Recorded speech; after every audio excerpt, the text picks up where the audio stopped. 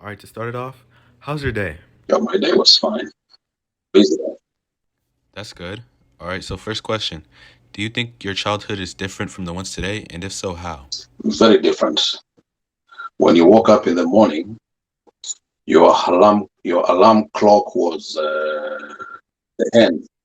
We woke up, and the first thing we did in the morning was to assist clean the compound You lived on a farm, right?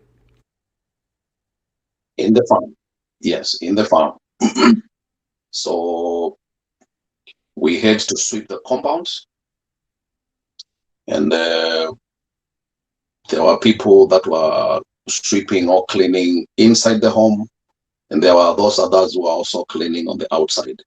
My mother or my grandmother would go and milk the cows if some of them had given birth. And it is that milk which was used to help prepare breakfast.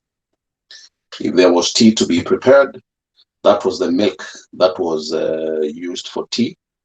And for us young people, we just took the milk after it had been boiled.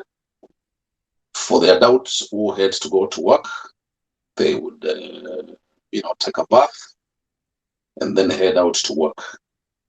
And there was a process because there was no hot water. To make hot water, you had to start a fire using firewood and then take a big pot. We call them superiors.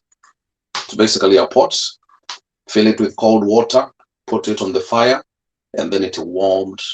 Then it is that water which was mixed with cold water, and anyone who wanted to take a bath, they could take a bath. If it was a day when there was no school or the schools were closed and we had to stay at home, then there were various duties for each and every one of us. If it was during the rainy season, then it was time to go to the farm and do some work, plant in the garden, and that was a process in it itself.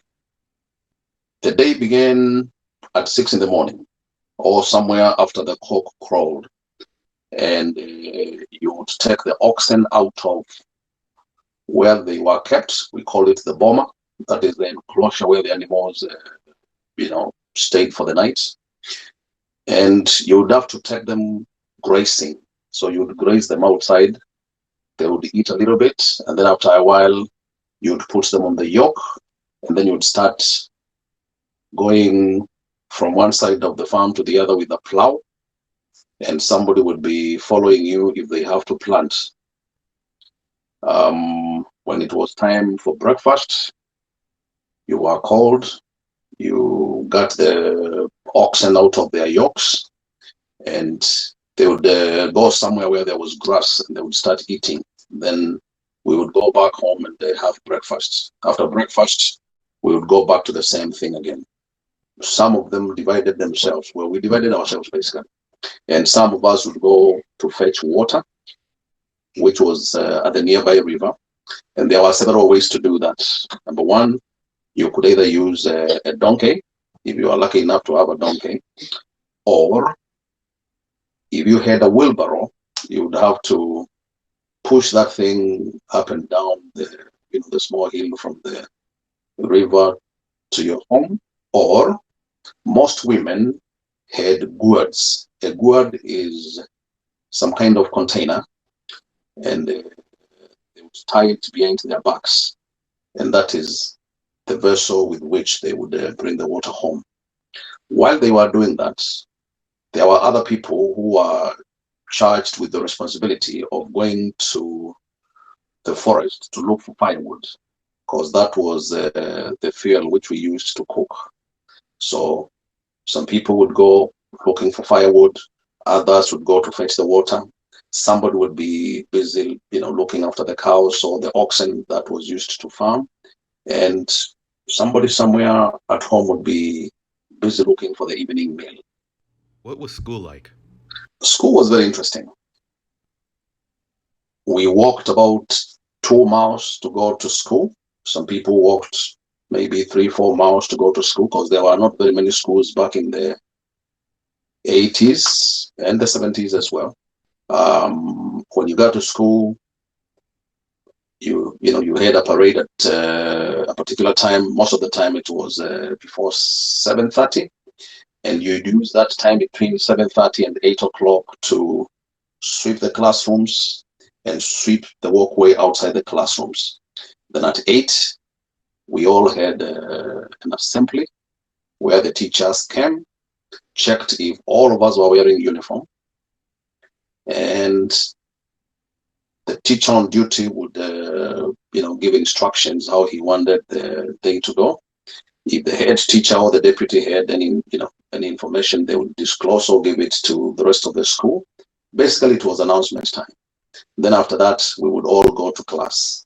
We had one person who kept the time, and that was probably the only person other than the teachers who had a watch. It had to be somebody who is responsible, and in the higher classes, especially in the primary school level, which is elementary school and middle school here. When the first period was over, to change to the next period, they always stayed next to a window.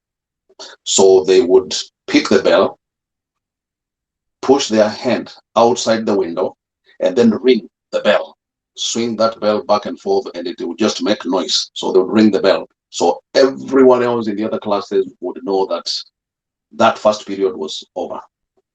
And that person did that the entire day from morning to evening. Now, when you went up and you were getting ready to, because you had to take an exam to exit primary school to high school, and it was a national exam. On the last year, you had to start preparing yourselves. And the way you did that was, after school was over, you were asked to go back to school for prep. And the prep started around 7. It ended around 9 o'clock at night. There was no electricity. We used pressure lamps so that we could have more lighting, and we had several of those lights in one classroom. And you did that for an entire year before you took a national exam, because you are competing with everyone else in that same class in the entire country.